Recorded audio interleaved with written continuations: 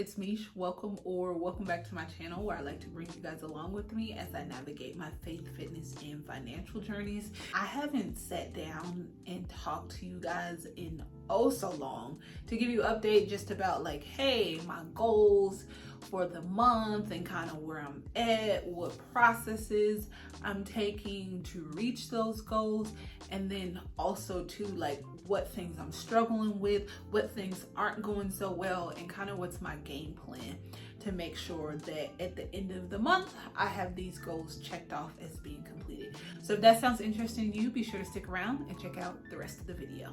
So first, let's talk about these finances. So if you didn't catch my you need an emergency fund short, make sure that you check that out because April definitely tested me. May is testing me just as much. So my goal for May is to pay off my Wells Fargo credit card. I did just make a huge payment. So right now my total debt is around $30,000. That will be updated really soon. So be sure to check out my upcoming video where I'm doing a financial reset so that you guys can get all the official numbers. I did just put a trip on there. So I do need to pay that portion off by the end of the month, and technically everything paid off by the end of the month. That is my goal, to have all that paid off by the end of the month.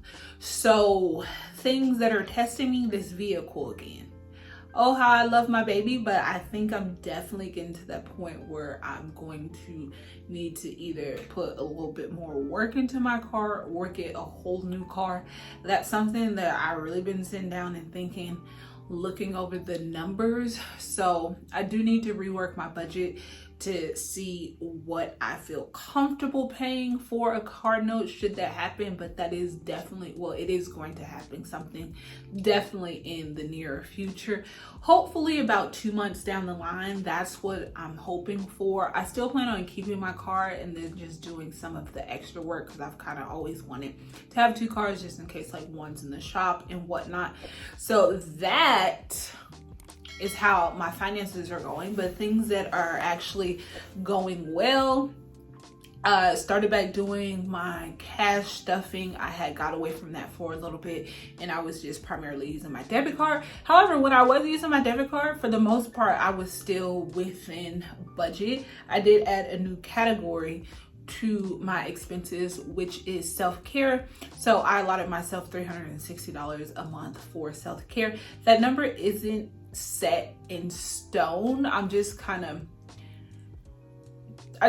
threw something out there based off a few things that I wanted to have happen every month, like lashes, facials, of course, mani-pedis, and then some getting my hair washed, and then possibly getting my hair done. I put that into that figure.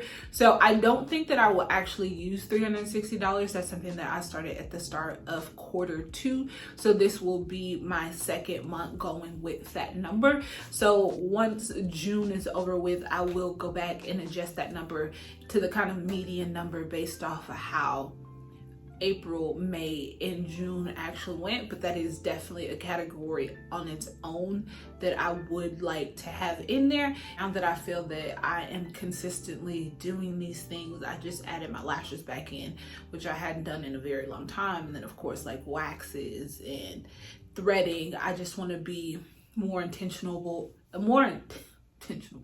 I don't even know how that came out, but I just want to be more intentional about making sure I have a budget listed for those things so that I'm not overspending. Just because in my bank accounts, I usually do have some type of buffer, and I don't want to go into those buffers consistently because I don't have a specific amount of money set aside on those things. So moving on to the next subject, which is fitness. So my fitness goal for this month is to reach 160 pounds. So originally I had wrote 165 pounds, but when I went to go weigh myself, I was like 163 pounds. So I was like, you know what? Let me go ahead and put 160 pounds down on the sheet by the end of the month. And then I went and weighed myself today and I was at 166. So I tend to fluctuate throughout the week with about 2 to 3 pounds. I typically always weigh myself in the morning when I first wake up. So I'm gonna leave it at 160. I'm gonna see how close, if I could get spot on to that number. So that is at the lower end of the scale right now. Originally I said I wanted to get down to 155, but when I was at 160, I was like, you know what? This seems like a good amount for me. So that is kind of where I plan on stopping. But as I said, I'm gonna play it by ear. But yes, that is my goal for this month, to get down to 160 pounds. Another thing that I wanted to throw in there from the fitness aspect is just this BBL class that I went to. I went to it about 2 weeks ago. I really enjoyed the class. It's a 45-minute class. It's newer to our gym. There was definitely some equipment in there that I had never used, and it's equipment in there that's not out on the main gym floor. So I thought that that was very interesting. I'm definitely going to try to put into my weekly routine. Other goal is to work out 3 times a week. Sometimes I hit that goal, sometimes I'm a little busy or a little lazy and I just don't hit that goal, and I just work out with my trainer, and then that's usually it. So the goal right now is to consistently take the BBL class, to continue working out with my trainer, and squeeze in a workout of my own. I think 3 is good for the month. I think it's very doable for me.